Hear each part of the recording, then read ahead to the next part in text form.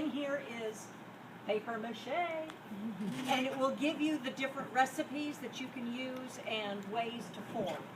It's a terrific one to use. This I pulled off the internet. Just look under paper mache and you'll get all kinds of stuff. And this last one, I don't even know when this came out. I'd have to look. Kings, queens, knights, and jesters making medieval costumes. And there's a whole thing in here on paper mache for making the hats, making the masks, making the armor.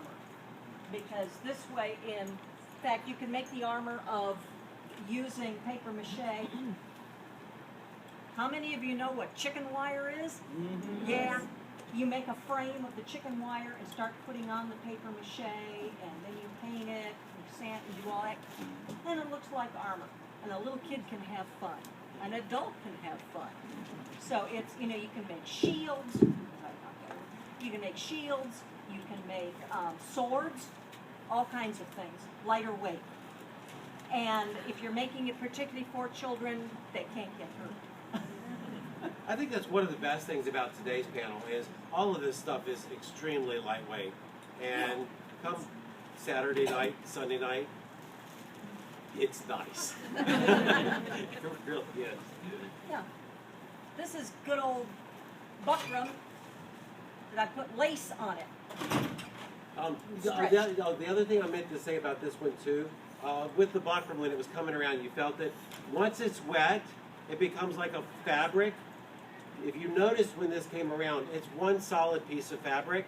What they did is they just took the buckram and pulled it over that shape, and they pulled it till it just became flat, let it dry, and then they cut the band off of it. So the buckram can do single solid bases for you that you can then work off of with the paper mache or the leather or the other material. And it's millinery wire and a grosgrain ribbon.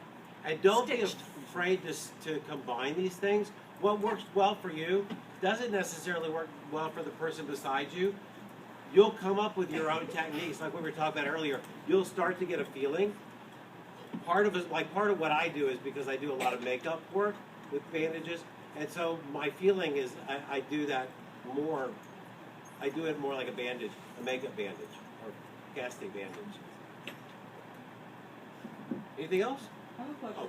Can any buckram or paper mache be used as a mold for casting something like that? It can be used. I've used buckram as a mother mold.